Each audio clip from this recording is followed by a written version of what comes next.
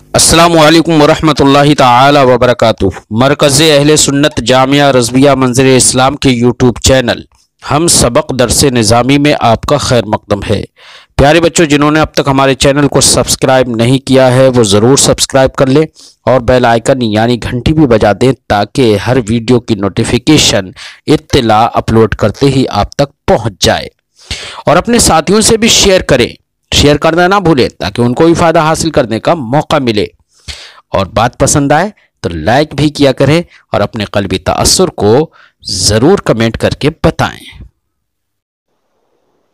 باب حدثنا ابو الیمان قال حدثنا شعيب عن الزهري قال اخبرنا ابو ادريس عائذ الله بن عبد الله ان عبادة بن الصامت وكان شهد بدرا وهو احد النقباء ليلة العقبة ان رسول الله صلى الله عليه وسلم قال وحوله عصابة من اصحابه بايعوني على أن لا تشركوا بالله شيئا ولا تسرقوا ولا تزنوا ولا تقتلوا أولادكم ولا تأتوا ببهتان تفترونه بين أيديكم وأرجلكم ولا تعصوا في معروف ومن وفى منكم فأجره على الله ومن أصاب من ذلك شيئا فعوقب في الدنيا فهو كفارة له ومن أصاب من ذلك شيئا ثم ستره الله فهو إلى الله إن شاء عفى عنه وإن شاء عاقبه فبايعناه على ذلك۔ آج امام بخاری علیہ رحمت و رضوان نے فرمایا بابن،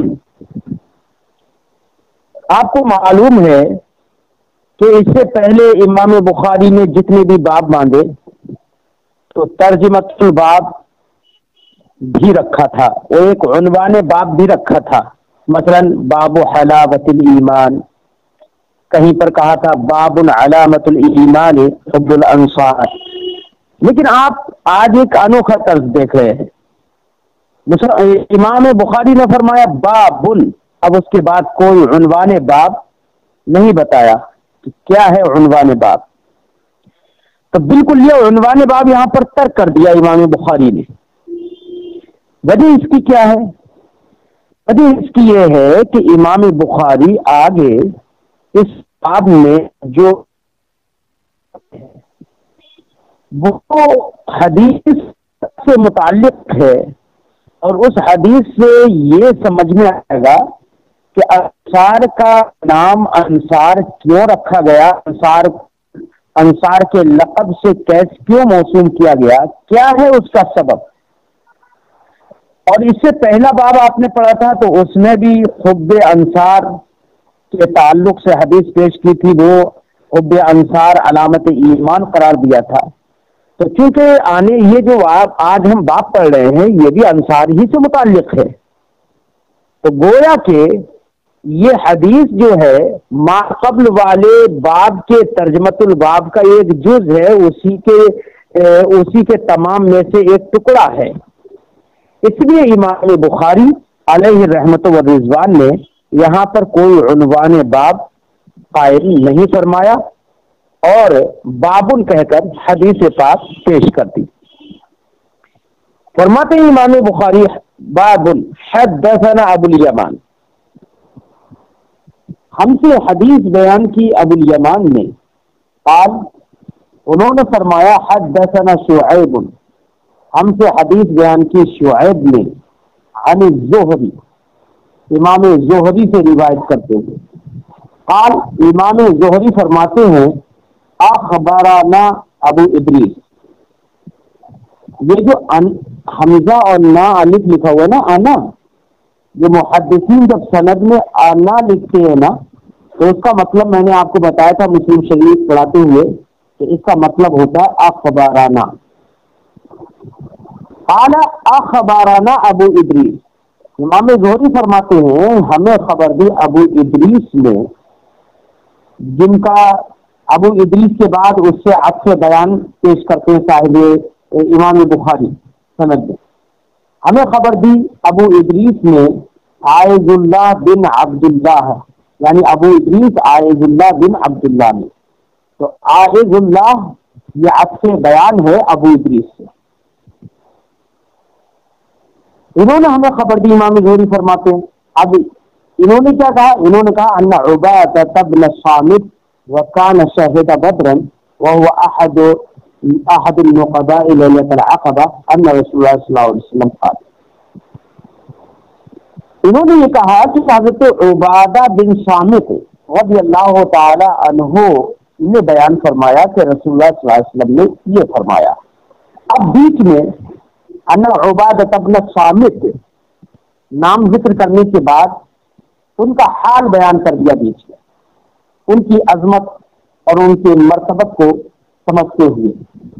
तो हज़रत उबादा बिन सामित रज़ियल्लाहु ताला अन्हु ये वो जलील क़द्र सहाबी है जो ग़ज़वा बदर में भी हाजिर हुए थे, और ये अक़बा ऊला और अक़बा सानिया की शब नुक़बाए अंसार में से एक थे। अब उबादा बिन सामित रज़ियल्लाहु ताला अन्हु बदर में हाजिर हुए थे। वकान शहीदा बदरन, बदर में हाजिर थे, ग़ज़वा बदर में शरीक थे। वह अहदुन नुक़बा लैलतुल अक़बा, नबी करीम सल्लल्लाहु अलैहि वसल्लम ने देखिए अक़बा नाम से वो आपने पढ़ा होगा अक़बा ऊला अक़बा सानिया, जिनमें नबी करीम सल्लल्लाहु अलैहि वसल्लम ने सहाबा किराम से बैअत ली। तो जब अक़बा लैलतुल अक़बा शब अक़बा हज़रत उबादा बिन सामित रज़ियल्लाहु ताला अन्हु नुक़बा में से एक थे। ये नुक़बा नक़ीब की जमा है, जैसे कि अरीस की जमा उरफा आती है। नक़ीबुल कौम उसको कहा जाता है जो कौम के हालात और अखबार को पहचाने, समझे, उनके हालात की तलाश जुस्तजू करे, उसको नक़ीब कहते हैं। शब अक़बा नबी करीम सल्लल्लाहु अलैहि वसल्लम ने अंसार को जमा फरमाया, और जमा फरमाने के बाद सहाबा इकराम को जमा फरमाया और उनसे बैअत ली थी। हदीस पाक में उसका जिक्र है कि नबी करीम सल्लल्लाहु अलैहि वसल्लम ने उन हजरात से, सब तमाम सहाबा इकराम के गिरोह से बैअत ली थी। इस बात पर बैअत ली थी कि अल्लाह को शिरक बिल्लाह शैआ, एक तो इस बात पर कि अल्लाह के साथ किसी को शरीक नहीं ठहराएंगे, चोर नहीं करेंगे, जिना नहीं करेंगे, अपनी औलाद को कत्ल नहीं करेंगे, और ना ही कोई ऐसा बोहतान लगाएंगे किसी को जो खुद से गढ़ा हुआ हो। बोहतान जो होता है वो तो खुद से गढ़ा हुआ ही होता है, लेकिन फिर भी हदीस पाक में तफ्तरूनहु बैना अयदीकुम व अर्जुलिकुम जिक्र किया है, सिर्फ उसकी तौज़ीह है ये। ऐसी नबी करीम सल्लल्लाहु अलैहि वसल्लम ने बैअत ली के किसी भलाई में पीछे नहीं हटेंगे, भलाई करेंगे, भलाई में भलाई से मुंह नहीं मोड़ेंगे, ना फरमानी नहीं करेंगे। ये सरकार ने बैअत ली, और बैअत लेने के बाद 12 नक़ीबों को सरकार ने मुंतखब फरमाया। किस लिए? ताकि वो अपने अपने कबीले की निगहदाश्त रखें, लोगों के हालात को जानते रहें, कौन क्या कर रहा है, लोगों को भलाइयों पर उभारते रहें, लोगों को अच्छाइयों की तरफ माइल करते रहें। ऐसे लोगों को नबी करीम सल्लल्लाहु अलैहि वसल्लम ने 12 लोगों को उन पर मुंतखब किया, उनका नक़ीब बनाया। तो हज़रत उबादा बिन सामित रज़ियल्लाहु ताला अन्हु उन्हीं 12 नक़ीबों में से एक थे। अब हज़रत उबादा बिन सामित और दीगर सहाबा किराम जो थे वो अंसार ही से थे। नबी करीम सल्लल्लाहु अलैहि वसल्लम ने उन पर इतना भरोसा किया कि उनको नक़ीब बनाया, उनके अपने अपने कबीलों का। सहाबा किराम में से अंसार जो थे वो नबी करीम सल्लल्लाहु अलैहि वसल्लम को बहुत महबूब थे, क्योंकि उन्होंने पूरे तौर से हिजरत के बाद नबी करीम सल्लल्लाहु अलैहि वसल्लम और मुहाजिरीन का ताउन फरमाया और नबी करीम सल्लल्लाहु अलैहि वसल्लम का भरपूर साथ दिया। तो पूरा साथ दिया। इस बिना पर मदीना तैयबा के रहने वाले सहाबा को अंसार कहा गया। नबी करीम सल्लल्लाहु अलैहि वसल्लम ने उनको नकीब बनाया, उनके कबीलों का उन्हें मतलब नकीब बनाया और सरदार बनाया ताकि वो अहवाल को जाने। तो अब ये क्योंकि ताल्लुक जो है इसका, इस हदीस पाक का जो ताल्लुक है वो अंसार ही से है। और माक़बल के बाब में आपने पढ़ा था अलामतुल ईमान हुब्बुल अंसार। इसका मतलब ये हुआ अलामतुल ईमान हुब्बुल अंसार, ये तर्जुमतुल बाब है माक़बल का, उसी के जुमला मज़ामीन में से एक मजमून जो है ये हदीस पाक भी है, जिसको इमाम बुखारी ने आज बगैर तर्जुमतुल बाब के बाबुल कहकर पेश किया है। अब दोनों के दरमियान मुनासबत समझ में आ गई होगी। अब तर्जुमा लगाते हैं। वकान शहीदा बदर, उबादा बिन सामित रज़ियल्लाहु ताला अन्हु बद्र में हाजिर हुए। वह हुआ अहदुल नुक़बा लैलतुल अक़बा। आप शब अक़बा के नकीबों में से एक है, जिनको जो 12 नकीब जिनको सरकार ने मुंतखब फरमाया था, मुकर्रर किया था उनके कबीलों पर।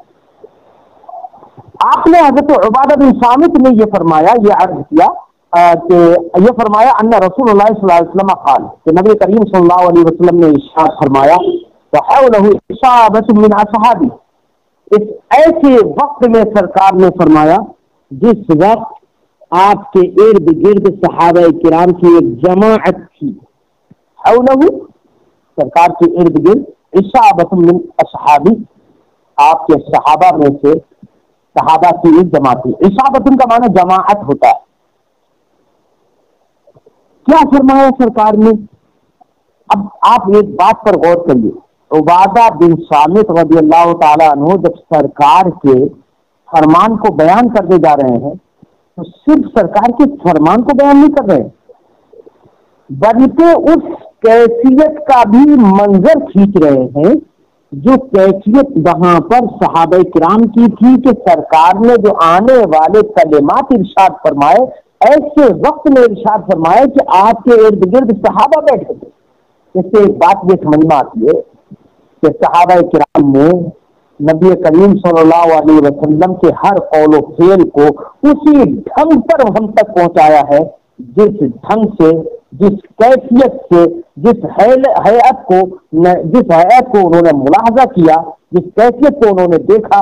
नबी करीम सल्लल्लाहु अलैहि वसल्लम हालत गज़ब में फरमा रहे हैं तो कहीं कहीं सहाबा किराम बयान करते हैं कि सरकार ने जब ये जुमला फरमाया तो सरकार गज़ब में थे, और कहीं पर ये इरशाद फरमाते हैं कि जब सरकार ने ये जुमला फरमाया तो सरकार उस वक्त तबस्सुम फरमा रहे थे। और सिर्फ इतना ही नहीं, कितने सहाबा किराम से मर्जी है कि अगर किसी वक्त में सरकार ने कुछ फरमाया और उस पर तबस्सुम फरमाया तो कितने सहाबा किराम ऐसे हैं कि जिन्होंने उसी हदीस को जब पेश किया दूसरों के सामने तो मुस्कुराकर और तबस्सुम रेज होकर पेश किया, और लोगों ने पूछा कि आप हंसकर क्यों पेश कर रहे हैं, तो अर्ज तो फरमाया कि मैंने नबी करीम सल्लल्लाहु अलैहि वसल्लम से जब ये कलिमात सुने थे तो उस वक्त सरकार मुस्कुराए थे, इसलिए मैंने भी मुस्कुराकर सरकार के तरीके को अपनाया है। तो सहाबा किराम ने बड़ी अमानतदारी के साथ सारे अक़वाले रसूल को हम तक पहुंचाया है। इसलिए सहाबा किराम की इस काविश को और नबी करीम सल्लल्लाहु अलैहि वसल्लम के जो अहादीस हैं इनको इनके अंदर बिलखुसूस इमाम बुखारी और इमाम मुस्लिम और दीगर जैसे इमाम तिरमिज़ी, इन हजरात ने जो अहादीस पेश की हैं उनमें बहुत ज्यादा शुबहे की गुंजाइश नहीं है। हाँ, अगर कहीं पर जोफ आ भी जाता है तो जोफ सनद के एतबार से आता है, ताबीईन के बाद जो रावी उस सनद में आए हैं उनकी बिना पर जोफ आता है, वरना तो ऐसी बहुत कम हदीसें हैं कि जिनमें जोफ मतन के एतबार से हो। इसलिए हम कहते हैं कि इमाम आजम रज़ियल्लाहु ताला अन्हु अजिल्ले ताबईन से है, बहुत सारे सहाबा किराम से उनकी मुलाकात साबित है। अब अगर किसी हदीस को इमाम आजम रज़ी अल्लाह ताला अन्हु अगर किसी मसले के इतरात में लेते हैं और फिर उसको कोई गैर मुक़ल्लिद ये कहता है कि ये हदीस ज़ईफ है, तो हम उसको यही जवाब देंगे कि ये हदीस में जो ज़ोफ़ आया है वो इमाम आजम रज़ी अल्लाह ताला अन्हु के ज़माने के बाद आया है। जब सरकार इमाम आजम तक ये हदीस पहुंची थी उस वक्त तक इसकी सनद में कोई जोड़ नहीं था। इसलिए ये अगर किसी हदीस को ज़ईफ कहता है कोई गैर मुक़ल्लिद तो वो उस गैर मुक़ल्लिद के लिए ज़ईफ हो सकती है, लेकिन इमाम आजम के लिए वो हदीस ज़ईफ नहीं होती है। अब यहाँ पर देखते हैं पूरी कैफियत बयान की। काल फरमाया वहौलहु इस्र, नबी करीम सल्लल्लाहु अलैहि वसल्लम ने फरमाया इस हाल में कि आपके इर्द गिर्द सहाबा किराम की जमात थी। क्या फरमाया सरकार ने? बायऊनी अला अल्ला तुश्रिकू बिल्लाहि शैआ, तुम सब लोग मुझसे बैअत लो इस बात पर कि तुम अल्लाह के साथ किसी को शरीक नहीं ठहराओगे। यही तो है ना बैअत, यही नबी करीम सल्लल्लाहु अलैहि वसल्लम से तरीका शुरू हुआ जो आज हम पीरा मुरीदी देख रहे हैं। अपने मुर्शिद कामिल और अपने बुजुर्गों को हम देख रहे हैं कि वो नबी करीम सल्लल्लाहु अलैहि वसल्लम के इस को अपने चले आए और जब बैअत करते हैं अपने मुरीदों को तो इन्हीं चंद बातों का अहद लेते हैं कि अल्लाह को एक मानेंगे, उसके साथ किसी को शरीक नहीं ठहराएंगे, झूठ नहीं बोलेंगे, गीबत से दूर रहेंगे, तरह तरह इन्हीं चीजों का अहद करते हैं जैसे कि नबी करीम सल्लल्लाहु अलैहि वसल्लम ने यहाँ पर सहाबा किराम से मुआहदा किया था। बायऊनी अला अल्ला तुश्रिकू बिल्लाहि शैआ, सरकार ने इरशाद फरमाया कि तुम मुझसे बैअत लो इस बात पर कि मेरे हाथों में हाथ दो इस बात पर कि अल्लाह तुश्रिकू बिल्लाहि शैआ, कि तुम अल्लाह के साथ किसी को भी शरीक नहीं ठहराओगे। वला तस्रिकू, और तुम चोरी नहीं करोगे। वला तज़िनु, और तुम जिना नहीं करोगे, जना यज़नी से। वला तज़िनु, और तुम जिना नहीं करोगे। वला तक़्तुलू औलादकुम, और तुम अपने बच्चों को भी कत्ल ना करोगे। लोग मुफलिसी के डर से जमाने जाहिलियत में अपने बच्चों को मार डालते, बच्चों को जिंदा दफन कर देते थे। कैसे संग दिल थे। कुरान ने उनके बारे में ऐसे लोग इरशाद फरमाया सुम्मा तवल्लैतुम सुम्मा क़सत क़ुलूबुकुम मिन बअदि ज़ालिका फ़हिय कल हिजारति व अशद्दु क़स्वा व इन्न मिनल हिजारति लमा यतफ़ज्जरु मिनहुल अनहार व इन्न मिनहा लमा यशक़्क़ु फ़यख़रुजु मिनहुल मा व इन्न मिनहा लमा यहबितु मिन ख़श्यतिल्लाह वमा अल्लाहु बिग़ाफ़िलिन अम्मा तअमलून। कुरान ने इरशाद फरमाया फिर तुम्हारे दिल सख्त हो गए और अशद्दु क़स्वा, कल हिजारति और अशद्दु क़स्वा, पत्थर की तरह सख्त हो गए या पत्थर से भी ज्यादा सख्त हो गए। क्यों? इसलिए तो पत्थरों में से तो कुछ वो पत्थर है कि जब उनसे पानी भी निकल जाता है, पानी फट जाता है, चश्मे निकल जाते हैं। कुछ पत्थर ऐसे भी हैं लमा यहबितु मिन ख़श्यतिल्लाह, जो अल्लाह की खशियत से रेजा रेजा हो जाते हैं। लेकिन इंसान का दिल वो होता है जो अल्लाह की खशियत से बिल्कुल मुताअस्सिर नहीं होता है। तो कितना सख्त दिल होगा वो शख्स जो पत्थर तो पिघल जा रहा है, पत्थर तो रेजा रेजा हो जा रहा है, लेकिन इंसान का दिल नहीं पिघल रहा है। तो ऐसे लोगों के लिए कुरान ने ये इरशाद फरमाया, ऐसे लोग ज़माने जाहिलियत में अपनी औलादों को, बिलखुसूस लड़कियों को जिंदा दरगोर कर देते थे। कुरान ने इरशाद फरमाया वला तक़्तुलू औलादकुम ख़श्यत इमलाक़, मुफलिसी के डर से अपनी औलाद को कत्ल ना करो, क्योंकि हम तुमको भी रिस्क देते हैं और उनको भी रिस्क देते हैं।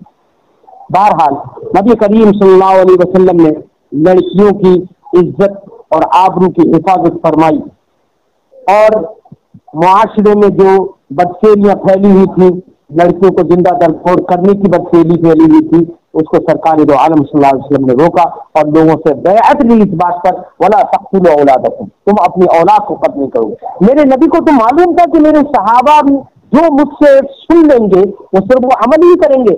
उनको तो मालूम ही था ये सहाबा अपनी बच्चियों को कत्ल नहीं करेंगे, लेकिन ये बैअत लेने का मकसद ये था कि तुमसे मैं कह रहा हूं कि अपनी औलादों को कत्ल ना करोगे। ये खिताब तुमसे ही नहीं बल्कि तुम अपने अपने कबीलों में जो जाओगे तो उन कबीलों वालों को यही पैगाम पहुंचाओगे कि कोई भी आज से अपनी लड़कियों को, अपने बच्चों को कत्ल नहीं करेगा। वला तातु बिबुहतान तफ्तरूनहु बैना अयदीकुम व अर्जुलिकुम, और तुम कोई बुहतान भी नहीं लगाओगे, तफ्तरूनहु जिसको तुम गढ़ देते हो, बैना अयदीकुम व अर्जुलिकुम, अर्जुल ये रिजल की जमा, जो तुम अपने सामने गढ़ लेते हो। सामने गढ़ लेने का मतलब बैना अयदी को अपने हाथों के सामने, व अर्जुलिकुम अपने पैरों के सामने। आप जानते हैं कि हाथ और पैर जो होते हैं बदन के अंदर काफी अहमियत रखते हैं। पूरा जिस्म का क़िवाम जो होता है पैरों पर और हाथों पर होता है, करने के लिए हाथों पर होता है, चलने फिरने के लिए पैरों पर होता है। इसका मतलब यह है कि अर्जुल और ऐदी बोलकर ज़वात मुराद होती है। अब माना होगा कि तुम किसी को बुहतान नहीं लगाओगे, तफ्तरूनहु बैना अयदीकुम व अर्जुलिकुम, जो तुम खुद से गढ़ लेते हो। जाहिर बात है बुहतान तो खुद से ही गढ़ा जाता है। तो ये मैंने बताया था कि तफ्तरूनहु बैना अयदीकुम व अर्जुलिकुम, ये जो है महज उसकी तौजीह है बुहतान की। वला तासौ फी मारूफिन, और किसी भलाई में, किसी ज़ुहद और तक़वा की बात में नाफरमानी नहीं करोगे। असा या असी इस्यान, इसका माना नाफरमानी। वला तासौ फी मारूफिन, किसी भली बात में तुम नाफरमानी नहीं करोगे, हर भली बात करोगे, भला काम करोगे और बुराइयों से दूर रहोगे। ये सरकार ने इनसे मुआहदा किया। अब आगे सरकार ने काम अमल करने वालों को, जो अमल पैरा हो इस पर, उनके लिए सरकार ने खुशखबरी भी सुनाई।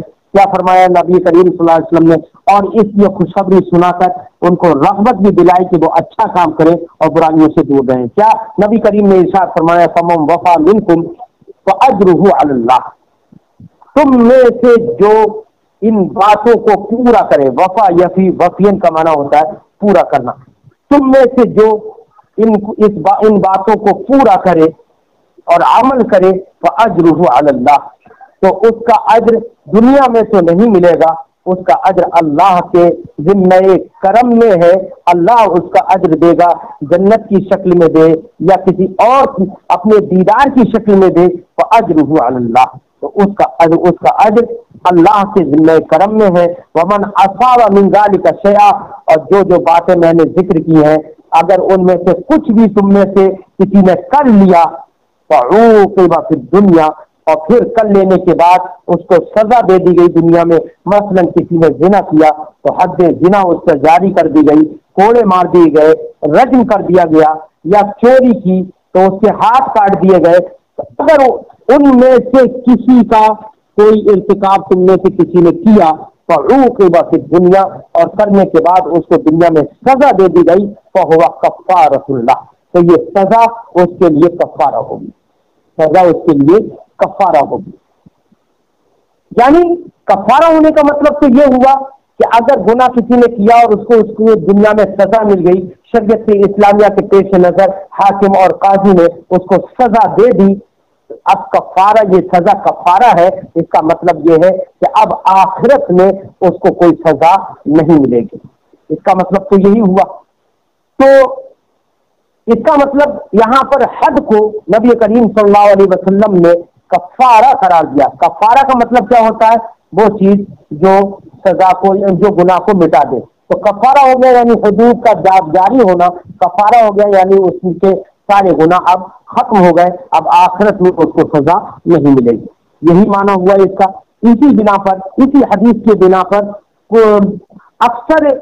अक्सर उलमा इस बात की तरफ चले गए कि हुदूद वो कफ़ारात होते हैं, और इसी हदीस पाक से इस्तेदलाल कर लिया। जब कफ़ारा हो गए तो अक्सर उलमा इस बात की तरफ चले गए कि अब आखिरत में जिसको दुनिया में हद जारी हो गई तो आखिरत में उसको कोई सजा नहीं मिलेगी। इस हदीस पाक की बिना पर अक्सर उलमा ने यही कहा है। अगरचे कुछ उलमा ने तवक्कुफ भी किया है।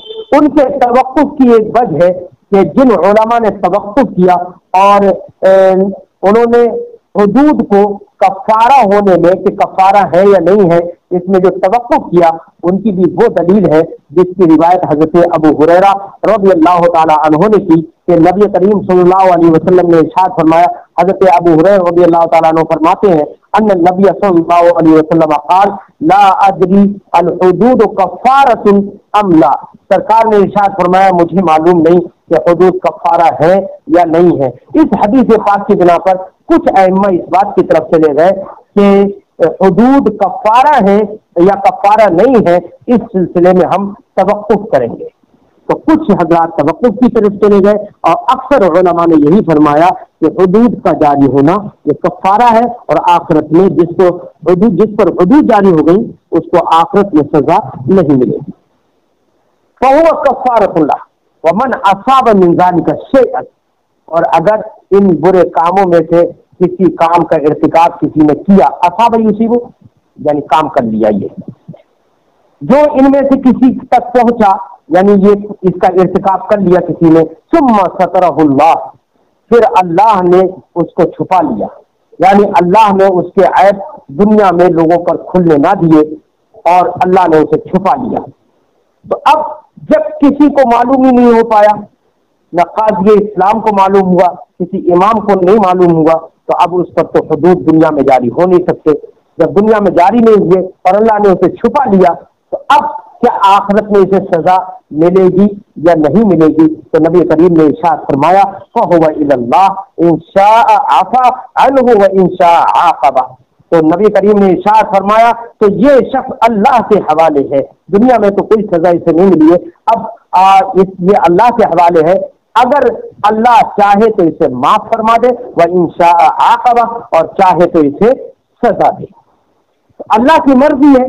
تو یہ در حقیقت یہ حدیث پاک در حقیقت اس قرآن پاک کی اس آیت کریمہ کی توضیح ہے کہ اللہ پاک نے ارشاد فرمایا ان اللہ لا یغفر ان یشرک بہ ویغفر ما دون ذلک لمن یشاء، اللہ رب العزت شرک کو نہیں بخشے گا، اور شرک کے علاوہ کتنا بھی بڑا گناہ ہو اس کو اللہ تعالی چاہے گا، جس کے لیے چاہے گا اس کے لیے بخش دے گا، اور جس کے لیے چاہے گا اس کے لیے نہیں بخشے گا۔ اسی کو نبی کریم نے فرمایا کہ اگر دنیا میں سزا نہیں ملی، اللہ نے اس کو چھپا لیا، فَهُوَ إِلَى اللَّهِ، تو وہ اللہ کے حوالے ہیں۔ إِن شَاءَ عَفَا عَنْهُ، اگر چاہے خدا تو اس کو معاف فرما دے، وَإِن شَاءَ عَاقَبَ، اور اگر چاہے تو اس کو سزا دے۔ عَاقَبَ يُعَاقِبُ مُعَاقَبَةً، باب مفعل سے سزا دینا۔ فَبَايَعْنَاهُ عَلَى ذَلِكَ، صحابہ کرام عرض کرتے ہیں، ارشاد فرماتے ہیں تو ہم نے سرکار نے جو یہ بیعت دی ہم سے، ہم نے ان باتوں پر سرکار سے ہم بیعت ہو گئے۔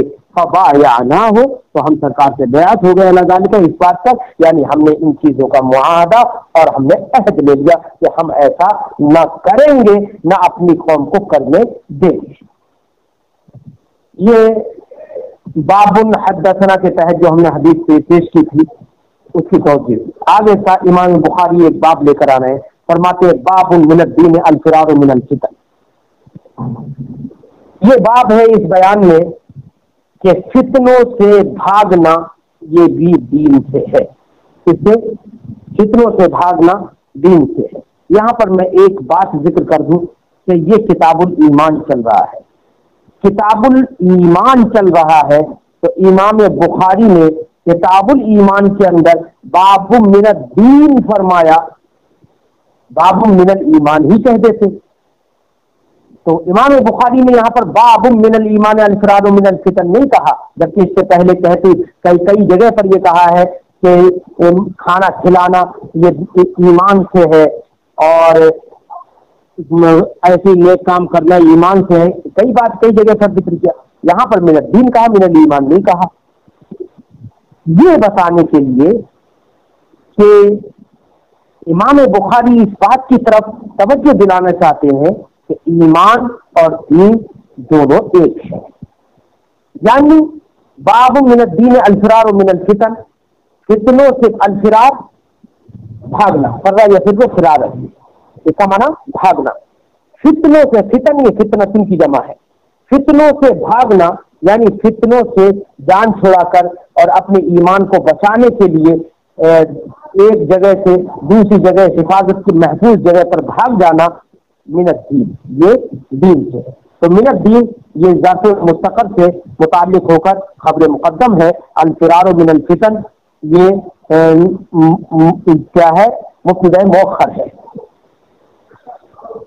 اب من الدین کہا، من الایمان نہیں کہا، یہ بتانے کے لیے کہ دین اور ایمان دونوں ایک ہے، اگرچہ لغتاً دونوں الگ الگ ہیں. دانے یا دین و دین کا معنی ہوتا ہے گلے لگانا، اور آمنہ یمن ایمان کا معنی ہوتا ہے محفوظ کر دینا. اور اسلام میں دین وہ تمام باتیں ہیں جو نبی کریم صلی اللہ علیہ وسلم لے کر آئے. الطریقۃ المسلوکہ فی الدین، دین میں جو راستہ لوگ چلتے ہیں اس کا نام سنت ہے.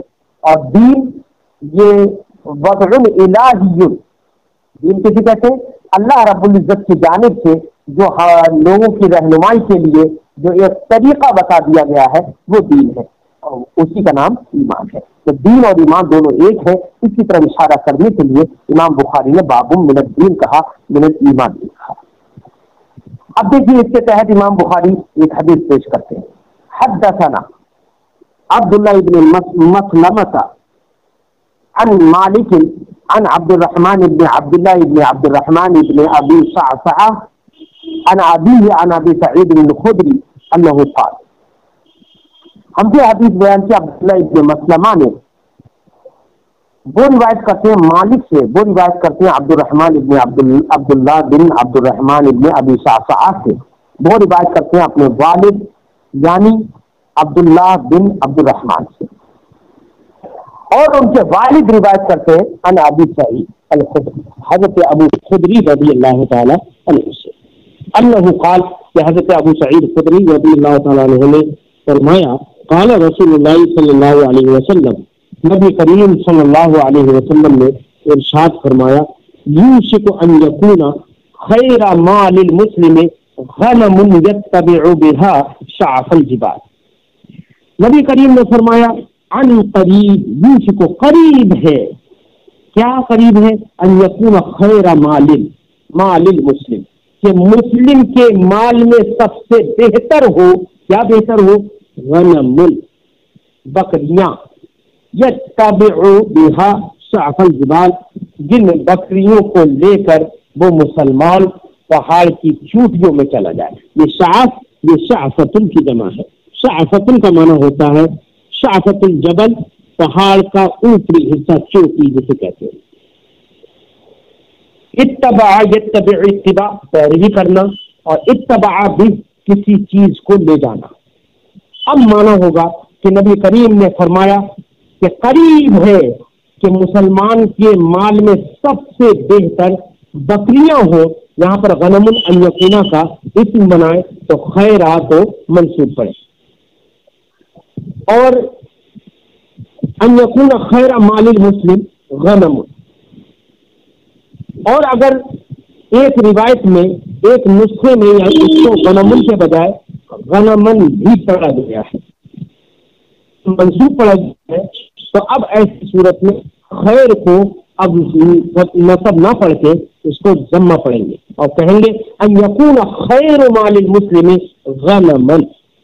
اب مانا ہوگا قریب ہے کہ مسلمان کے مال سب سے بہتر ہو، مسلمان کا مال، مسلمان کے مال سے سب سے بہتر بکری ہو، یتبع بها شعف الجبال، جس کو وہ مسلمان لے کر پہاڑ کی چوٹی میں چلا جائے. ومواقع القطر، اور بارش کے گرنے کی جگہوں میں پر چلا جائے، یعنی جہاں پر بارش بہت زیادہ ہوتی ہے ایسی جگہوں پر پہنچ جائے. یا پھر وہ بے دین ہی من الفتن، اپنے دین کے خاطر فتنوں سے بھاگ لے. یہ بہت قریب ہے.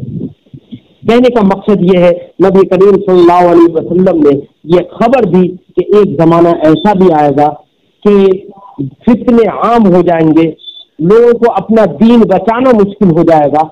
تو ایسے وقت میں کچھ لوگ ایسے بھی ہوں گے کہ جو اپنے اسباب کو لے کر پہاڑوں کی طرف چلے جائیں گے، اپنے مال کو لے کر پہاڑوں کی طرف چلے جائیں گے. اور سرکار نے فرمایا اس کے مالوں میں سب سے بہتر مال بکریاں ہوں گی، کہ وہ بکریاں جب پہاڑوں پر لے کر جائیں گے تو اب اس بکریوں کے ساتھ کچھ الگ سے کوئی پریشانی ان کو نہیں آئے گی، وہ پہاڑوں پر چرتی بھی رہیں گی، اس سے وہ دودھ بھی پیتے رہیں گے، اس سے ضرورت پڑنے پر گوشت بھی کھائیں گے۔ مطلب بکری جو ہے ان کے لیے سب سے بہتر مال ثابت ہوگی، جبکہ وہ فتنوں سے بچنے کے لیے اپنے دین کی حفاظت کے لیے پہاڑ کی چوٹیوں میں چلے جائیں گے۔ تو یہ نبی کریم صلی اللہ علیہ وسلم نے ارشاد فرمایا، پہاڑ کی چوٹیوں میں چلے جائیں گے اپنے دین کی حفاظت کے لیے۔ یہ سرکار نے پہلے ہی بتا دیا اور فتنوں کی خبر پہلے ہی دے دی ہے۔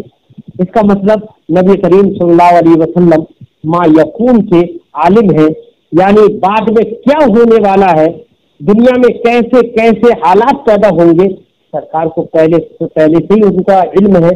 اسی لیے ہمارے بزرگوں نے فرمایا کہ نبی کریم صلی اللہ علیہ وسلم عالم ما کانا وما یکون ہے۔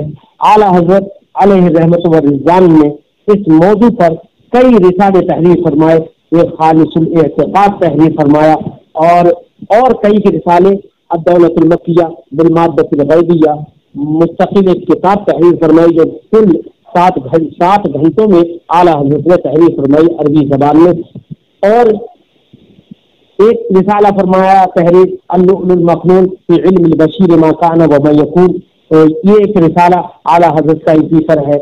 تو اعلیٰ حضرت علیہ رحمت و رضوان نے کئی کتابیں علم غیب ہی پر تحریر فرمائی۔ تو نبی کریم صلی اللہ علیہ وسلم نے یہ خبر دی تھی۔ اب ہم آج کی گفتگو یہیں پر ختم کرتے ہیں، پھر انشاءاللہ